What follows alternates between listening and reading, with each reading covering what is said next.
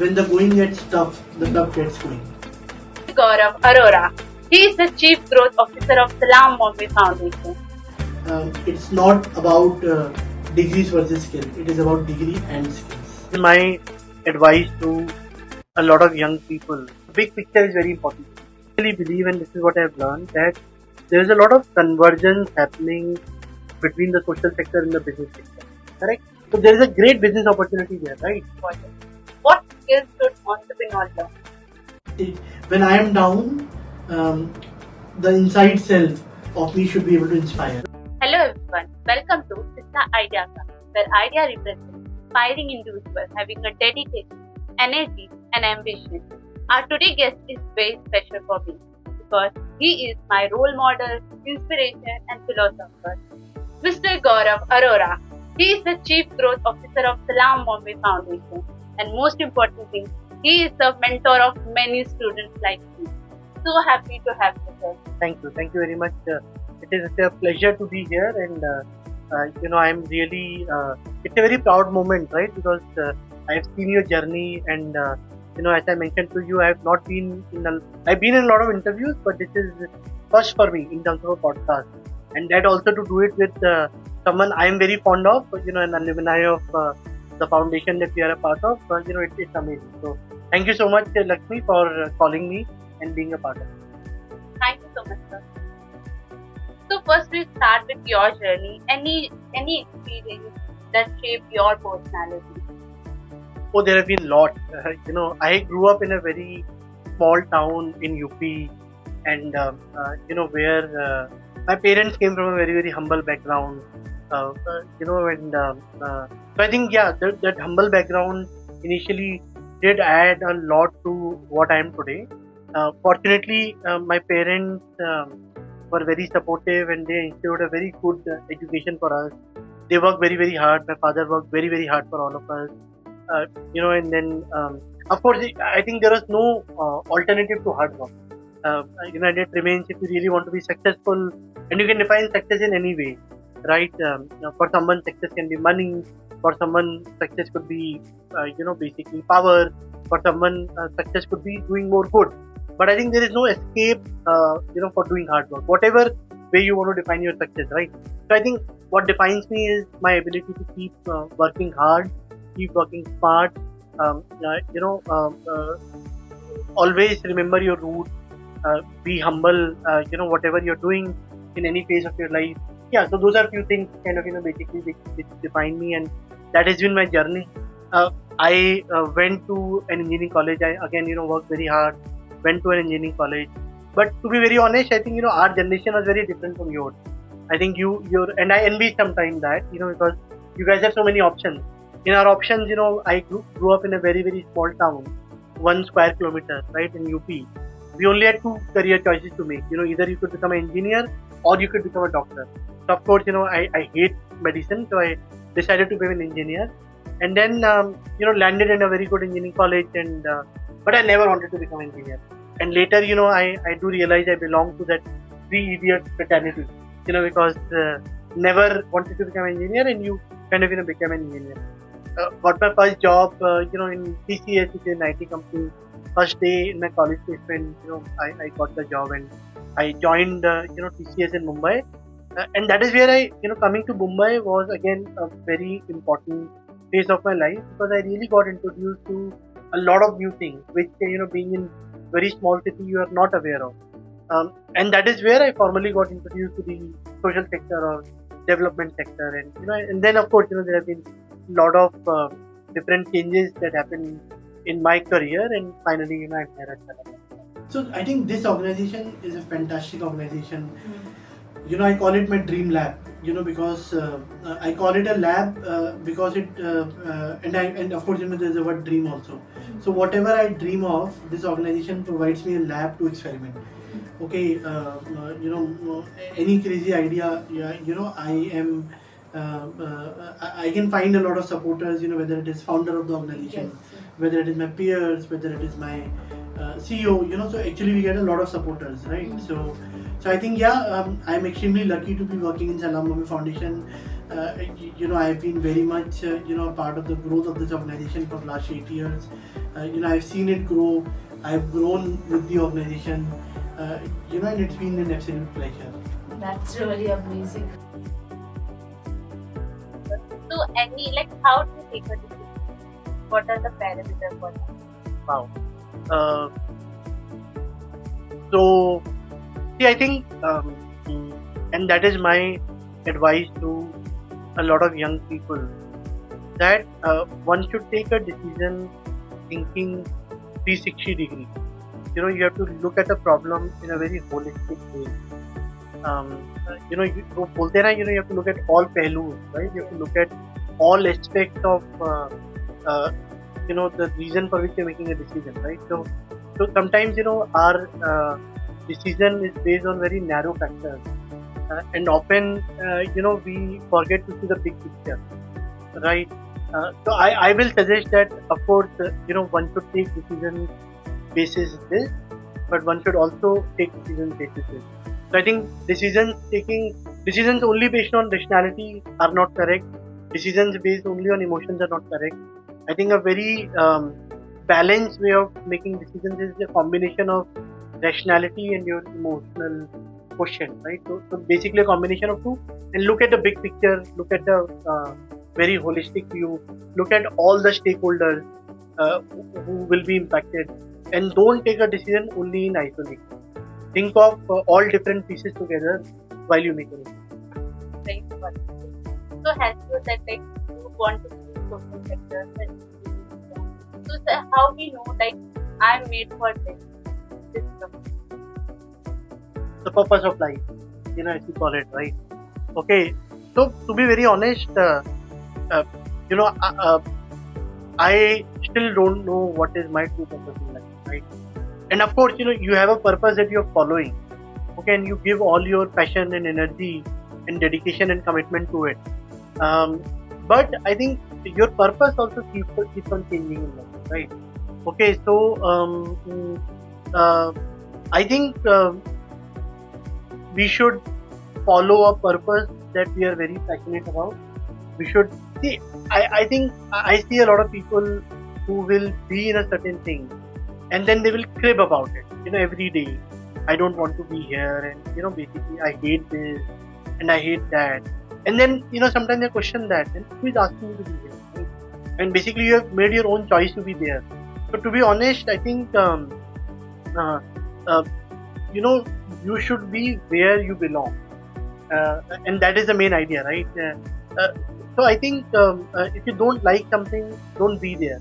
But if you stay somewhere, whether it is relationship, whether it is job, whether it is anywhere, okay, then give your passion, commitment, energy, dedication, everything to it. And if you don't like being there, just leave it. See, we can have thousands of excuses. I am doing this because kind of basically my because I'm getting a fixed fat salary to do it.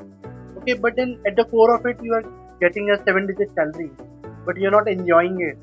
Okay, then you have to ask yourself that what is your mental health more important or a 7-digit salary more important, right? So if you're not happy doing that for which you are earning a 7-digit salary, I think it's a wrong call. So that is what kind of I perceive. Happiness is important. I think so. So it's a key criteria for decision making. As I said, basically if you can't be into it, don't be. So, sir, what daily habit or routine that significantly contributes to your happiness or your personality?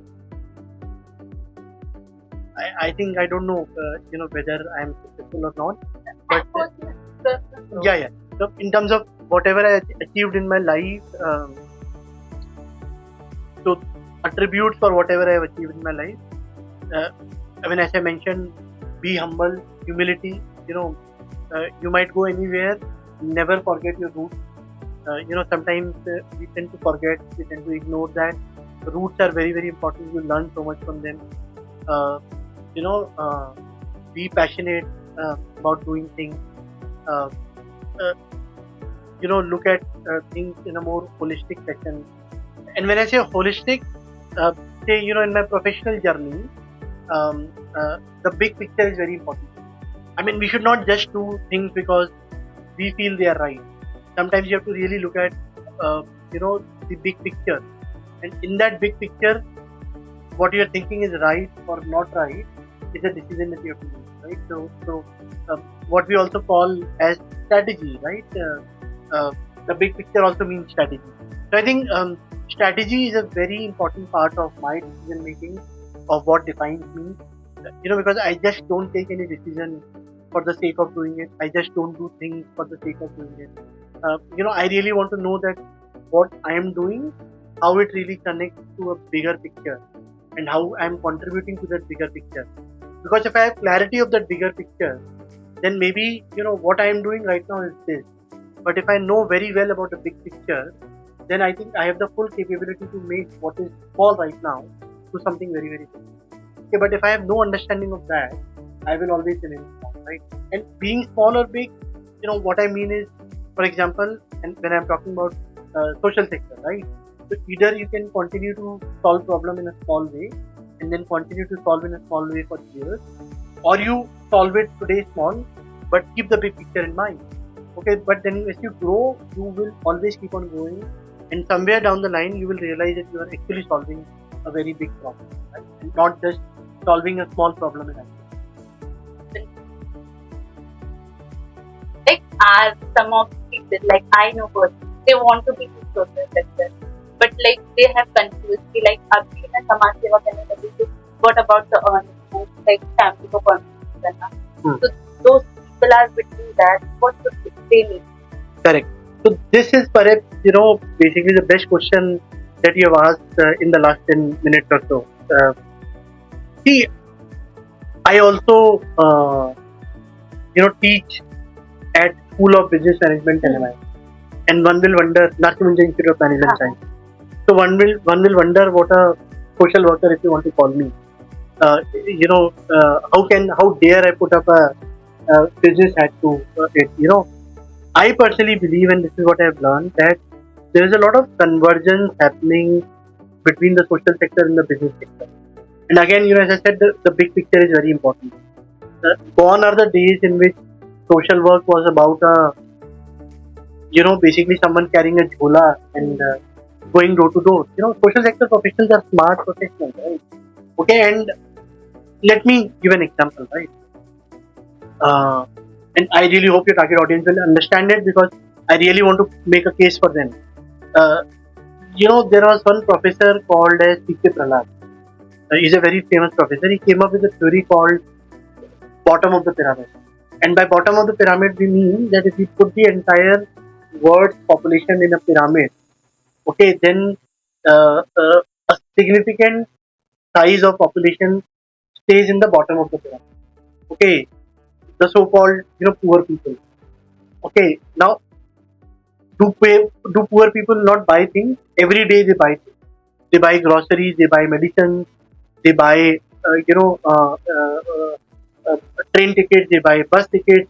They go to doctors, they pay for their right.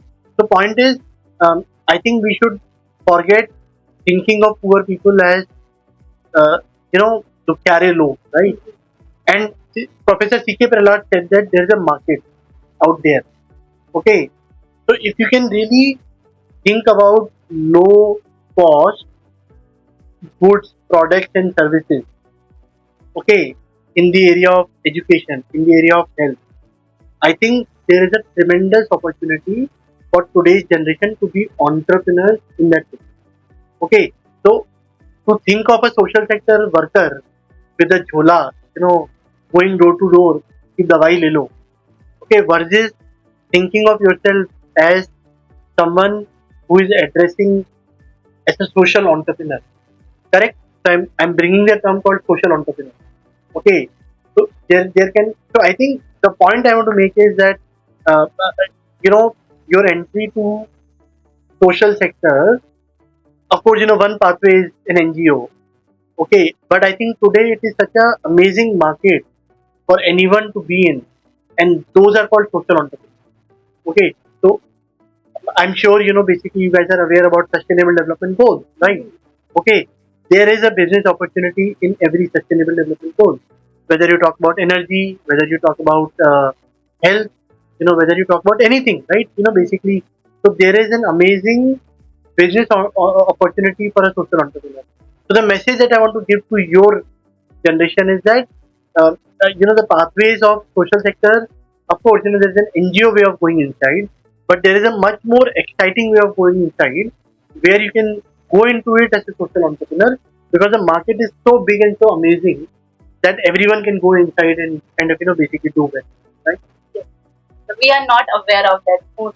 Right, right. That's what I'm telling you. Basically, and there are amazing examples of how people have created social enterprises in the area of energy, water. For example, some see, there can be an NGO which is on a mission to provide clean water, but then that NGO will always raise money and try to give people in free of cost.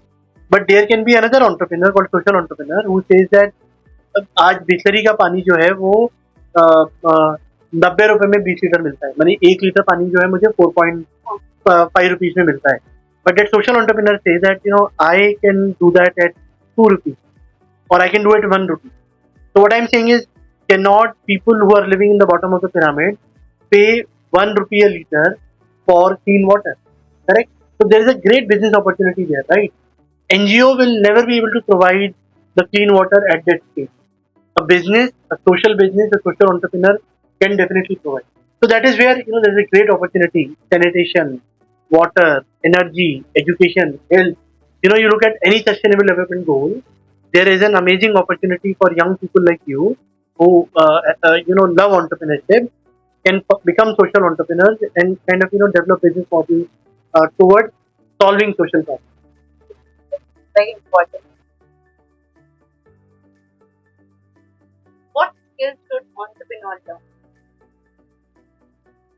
So I think the risk appetite, the risk taking ability. Again, I think we are born. You are born, in a generation where uh, uh, you can take risks. Because there are many avenues. We were discouraged, by our parents not to take risks. But I think I see that in you. Because you guys are taught to take risks. You have an environment which is very supporting, taking risks, right? So I think that risk appetite, that risk taking ability, is a very important quality that defines an entrepreneur. Right? That is one. Um, that is the most important. I think other areas are again. I'll come back to the same point. See the big picture. Uh, you know, mm, Even if you are selling biscuits, okay, be aware. You can just close your eyes and uh, decide that you want to sell a Parle-G biscuit, or I think one has to really understand the entire ecosystem. Okay, as an example, no, I have full respect of the Parle business. I just took the name, right? But what I meant is that maybe the eating habits of people are changing, right? And maybe people are moving to healthier lifestyle, right? So one has to be really aware of the consumer needs, the customer needs. Okay, what do they need today? What will they need 10 years from now? Because one is not setting a business for today. An entrepreneur is not just setting a business for today. Perhaps an entrepreneur is setting a business for a long term, right? So are you aware of the entire ecosystem? Do you understand the habits, the behaviors of your consumer customers? What are they right now? How are they changing? What they will be, in next 5 to 10 years to come, right? So if you're aware, then maybe what you'll say, okay, fine. Right now I want to sell Parle-G, but then I also know that the market will shift, and hence, along with Parle-G, okay, I want to also sell another biscuit which is a healthier, business option, and it might be liked by a lot of people, right? So multiple revenue streams, completely aware of the market and all those. Great. We have to move with time. Absolutely. So I follow on you LinkedIn. So I saw in post like we have lot of job opportunity, but the employer don't get the employee because the skill is not met. So where is gap? That's a tough question to answer, because I think again, as I said that the today, because of rapid advancement in technology, everything is changing so fast, right? AI and machine learning are impacting a lot of jobs, right? Um, but I think, yeah, I will say that if your fundamentals are correct, and what do I mean by fundamentals, right? Right. Values is one part of it, okay, but the soft skills is what I'm talking about, right? See, what will happen is, um, the technology will change, and if you are so yeah, I think one of the most important uh, criteria that I define is agility, the speed at which you can change, right? So suppose you have a skill today, and tomorrow that skill becomes redundant for the job market. So how quick you can adapt yourself, how agile you are, how soon can you acquire your new skill, right? So I think I am less concerned about the skill, because we are living in a world where you will never be in a job for one skill. You'll always have to keep on upskilling yourself every 6 months, because every 6 months something else will come. Okay, but then if you don't have a soft skill to be agile, right? So I think fundamentally I would say that basically uh, learnability. You should keep learning, you should keep knowing what is new, and kind of you keep on learning that, finding the right resources to do it, being agile. कि देखो आप अगर lazy होके बैठे रहोगे, correct, so of course you'll miss the bus. Okay, now you miss one bus, you know for sure there is another bus coming. Okay, can you adapt yourself to get into that bus, right? Okay, so you're saying no, I'll keep sitting. Okay, unless and until the bus driver knows that you are sitting, right, and you have to be carried, right, that next bus will not stop, right? So that's what I mean, that if you are agile, if you know the ecosystem very well, if you have a ability to keep upskilling and learning, no matter basically the job sector will keep on changing, okay, but you will always mold yourself for the job, right? I'll tell you, when we interview people, when I interview people, I don't really look for technical skill, because मुझे लगता है कि अगर सामने वाले बंदे में attitude है, okay, so that person can be trained very well and very fast in a skill. Okay, so even if someone does not know the skill but has the attitude, correct? So I say, uh, you know, the success to get a job, basically has two factors. One is a skill factor, another one is the attitude factor. Okay, of course, skill factor is very important, but I think the attitude factor is much more important. So even if someone has an attitude, I think that person can be onboarded and trained very well and very fast to acquire that. So attitude important है, और skills तो basically आ जाए. So if you want to find the right job, have the right attitude, okay, and be agile, and I think that job will do. We have to be like a water person. Correct, correct. So, like we in today's generation, we have lot of options, we have lot of opportunities, but we are hesitant to take a risk. Like failure से डरते हैं. So how do you do this? Or how should one do? See, I can give dhyan, on this, but fact of the matter is that basically when we were at your age, we could not take risks because the environment was not supportive, right?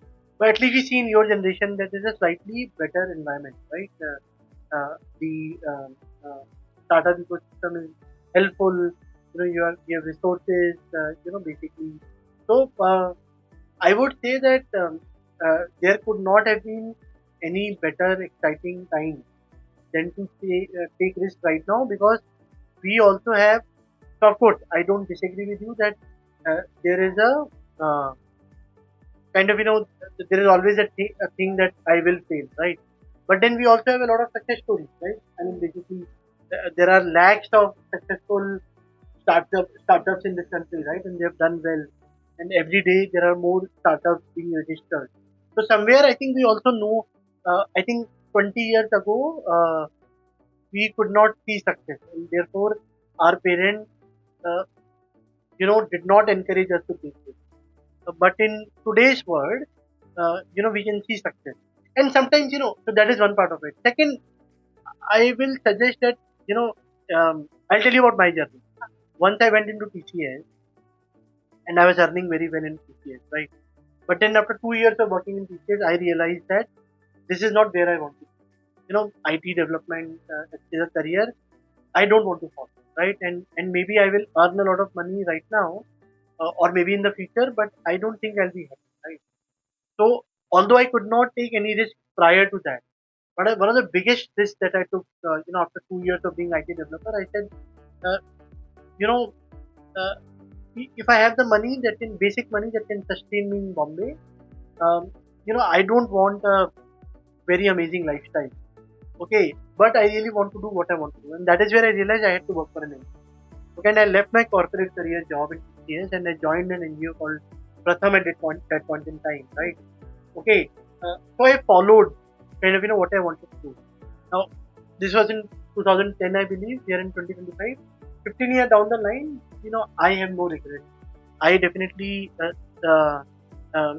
see that I have, been little successful in the career that I followed, and I'm happy, right? And I'm also not. I might be working for an NGO, but I'm not. Going with a begging bowl to anyone, right? I have a decent lifestyle, and I've done well in my career, right? So the point is that if you follow your dreams, if you follow your passion, there would initially be hiccups, right? As I said that when I transitioned from my high-paying job in TCA towards my first job in an NGO, where I was not even getting one third of the salary that I was getting in TCS. Okay, but I did it because I really wanted to do it. And 15 years down the line, I'm not so bad. I'm doing well in life, right? The point is that maybe, sometimes when you take risks and if you follow it and if you believe in yourself and if you have patience for a while, you will tend to see the success, over a period of time. If you are passionate. Very important. Happy in the self. One other happy instance is going to happy.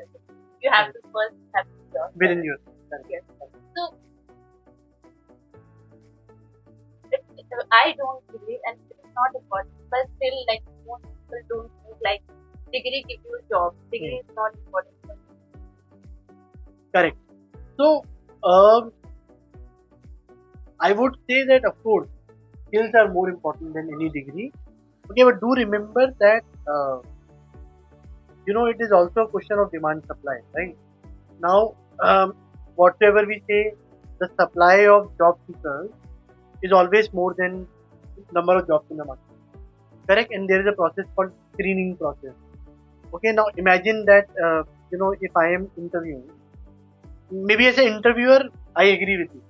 Okay, but I am not looking at the CV myself, and say some AI is looking at shortlisting the CV, and the HR has put a criteria that I'm looking for a graduate with 70% marks. Okay, now the problem is that when I interview people, okay, basically, I will not have someone who is not a graduate. I also know for sure that not having a degree will become a disabler for someone in the interview process because unless and until you're so smart that you meet the founder, okay, basically, and founder say, oh fine, I don't care about a degree. Imagine you meeting Elon Musk and say he'll say, okay, to hell with degrees, basically you have the right attitude, come and work in Tesla. Okay, definitely, but not everyone will have an opportunity to meet Elon Musk or meet the founder, right? A lot of people, young people, will go through a regular HR process for recruitment, and that is where either someone who is very junior in the HR, or maybe some AI will screen you for not having a degree and will not even give you a chance to be interviewed. Correct? So yeah, that is where it can become a disabler, and I would definitely say that it's not about degrees versus skill. It is about degree and skills. Yes, very true. Instead of saying that degree is not important, make education system that much strong that it will be a sufficient. Correct. Yeah. And but there cannot be escape. You cannot say that I'll only have skills and not degree. Yes. Degrees are required for the reason that I mentioned to you, right? Yes. Last question before we go on rapid fire. The degree one, like we saw, like now Pani Puri wala bhaiya is earning more than who is working as an executive in any company. So like we like think don't go in that sector. We will go in informal sector. We can make us something. We know that Pani Puri wala is entrepreneur, self-employed. So what is your opinion on that? Okay, all right. Good question. See, again, I will say that a Pani Puri wala has come to a particular level, and I agree with you. He might be earning a lot. But do remember, in the Pani Puri market, and I want to use the word market right now. You know, as a market, Pani Puri market is a huge market, Yes, right? yes. Okay, there is an opportunity for that Pani Puri wala, right? Okay, now, unfortunately, this Pani Puri wala never had a degree. So he does not understand marketing. He does not understand segmentation. He does not understand fixed cost. He does not understand variable cost. Okay, so maybe that Pani Puri wala is earning 1 lakh rupees a month. Okay, but the Pani Puri market has an opportunity for making 10 lakh rupees a month. Yes. Okay, now because of the fact that Pani Puri wala does not have those skills that I mentioned to you, he will never be able to grow his business from a 1 lakh rupee opportunity to a 10 lakh rupees opportunity. However, okay, basically, if someone knew that, you know, this is the right way to take a business from 1 lakh to 10 lakh, okay, then maybe I will see that, oh, Pani Puri wala can earn 1 lakh rupees. So can I enter the Pani Puri market and grow it from a 1 lakh market to a 10 lakh market, right? Okay, so with full respect and regard for that Pani Puri wala, you know, because there is amazing, you know, earning opportunity over there. So again, see, what is the big picture which I talked about? Are you thinking about that 1 lakh? Don't need to study. You're thinking of that 10 lakh? You know, why 10 lakh? Imagine you look at the size of this country, you know, a Pani Puri, what is called in Maharashtra, okay, a Puchka in Kolkata, a Golgappa in UP. Okay, I don't think there is any nook and corner of this world, of this country, and now, to, of course, you know, Pani Puri sells abroad as well. Okay, but even if you consider India as a market, so imagine, you know, basically how big is the market, right? See, look at businesses in the form of dosa plaza, right? I mean, dosas were always sold on streets, but some entrepreneur thought, you know, with that mind of marketing, scale, segmentation, fixed cost, variable cost. Yes. Okay, or some MBA maybe would have approached a dosa wala and said, you have amazing dosas, let's convert it into a 1,000 crore industry, right? So yeah, I mean, basically, what is the big picture? The big picture is that the Pani Puri can be a $100 industry, and can I really, you know, basically hit it hard, right? So yeah, that is my take on it. Knowledge make difference. Yeah, correct. And experience. So I think it's a combination of knowledge and experience. Yes. So maybe that Pani Puri wala has an experience, but maybe he does not have a knowledge to make to scale a business, right? He has done well, you know, for his 1 lakh, but then for 10 lakh you require that knowledge and that ability, right? Pani Puri wala definitely has an experience because he's making some amazing Pani Puris, because of which he's making 1 lakh rupees a month, right? Yeah. तो किसी की पाठशाला के class, किसी की जिंदगी की. A combination of that. Yes. Yeah. So now we move on fun fact, that is rapid fire. Oh my gosh. So what first thing do you do when you wake up? When I wake up, हाँ. do I have to say? I open my eyes. Nice. What best piece of advice you ever received? Follow my passion. If you could meet any historical figure, who want to be? I don't know whether the time is right, but maybe Akbar. Oh, nice. You know, and I'll also want to give a reason to it. You know, because I grew up near Agra. Okay, and Agra had a lot of good Mughal, you know, influence in terms of architecture. Okay, and you know, our relatives. I've been to Taj Mahal, by the way, 37 times. Wow. You know, because every relative, every friend will come. But Taj Mahal was the worst place I ever wanted to be. Rather, I always wanted to be in a place called Fatehpur Sikri. You know, which was like a capital to Akbar's, you know, reign. Before he shifted, there was a water issue and they shifted. But I think what I'm amazed by, you know, the architecture, you know, and I shall imagine that, you know, the Baju Bawra and Tansen are on the other side, you know, of a platform, and they're doing Jugalbandi, and Diwani Khas, Diwani, Aam. So I think, yeah, I mean, it's very, very inspiring to see like 300, 400 years ago, how they build those structures, so robust that they have remained tall and stand today, right? So yeah, that's very, very inspiring. So Akbar for that reason. Nice. Shansha Akbar for that. If you could learn any skill, what would be? So I help my wife a lot, basically, and I am very participatory. I can make sabji, I can do chadu, I can do pocha, COVID has all taught, but I can't make chapati. Okay, so basically, so if one skill that I can learn is, learn to make a chapati. That is one area I'm never able to help my wife. Oh, goal chapati. Goal chapati. I'm never able to help her. So yeah, I would like to acquire that skill. Really nice. What is your favorite quote? See, generally, I never have any favorites in my life. Yeah, but I think something that really has inspired me is when the going gets tough, the tough gets going.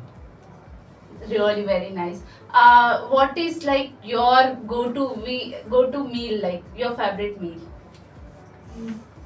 So again, as I said, there is no favorite in my life. It keeps on changing. It's very contextual. What would I like to have today? Maybe that can be a question. An omelette. Wow. Nice. Very simple, Yeah. unique. It can be something else tomorrow though. So Ha. it's if you can call it my favorite for today. Yes, exploring yourself. Yes. That's Yeah. it. Yeah. So if you could travel, like you have a travel type, what do you want to be? Like past or like future?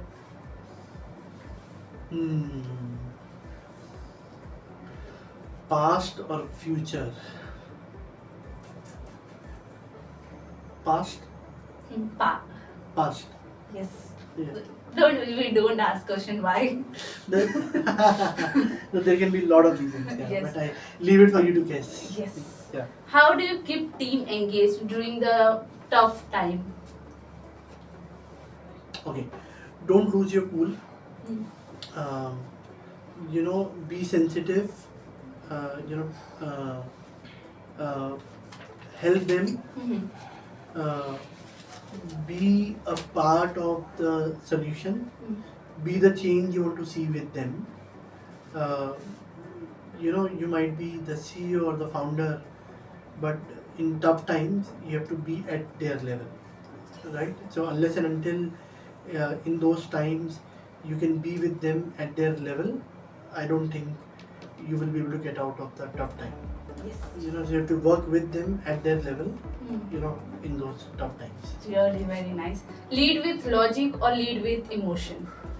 I said that without even you asking that, in the initial part of the conversation. Both. Yes, lead with Both. One word that defines failure. Definition of failure.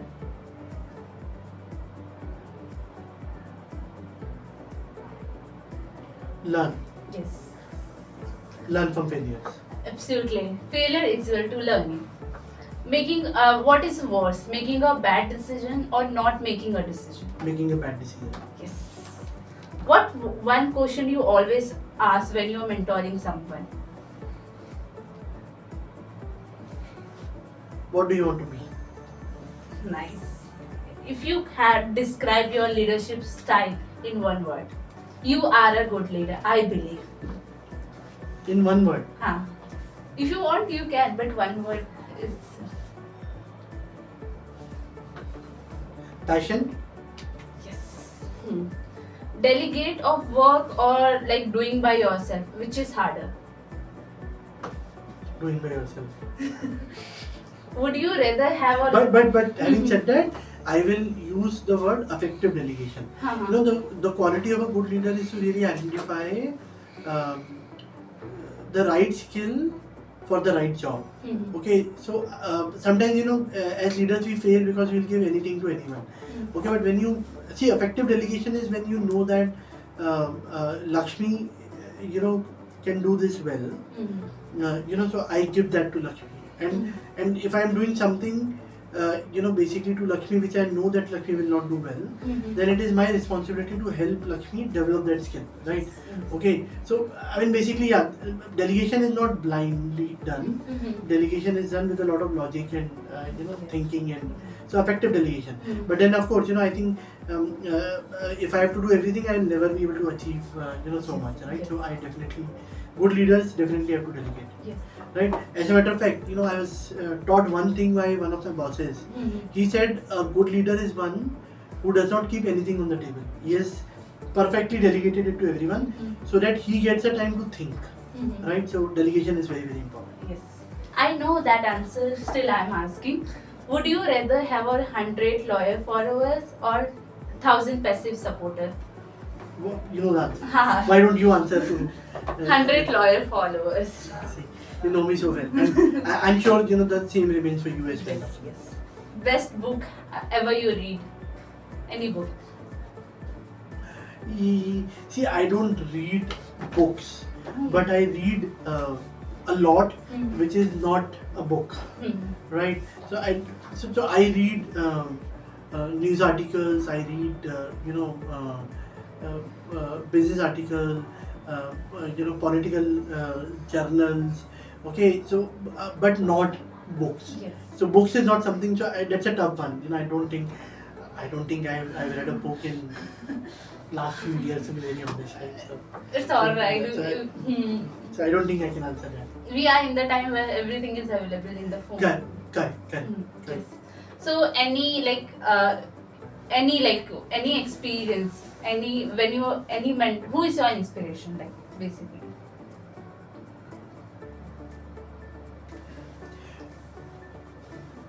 I don't want it to come out negatively, but the biggest inspiration for me is myself.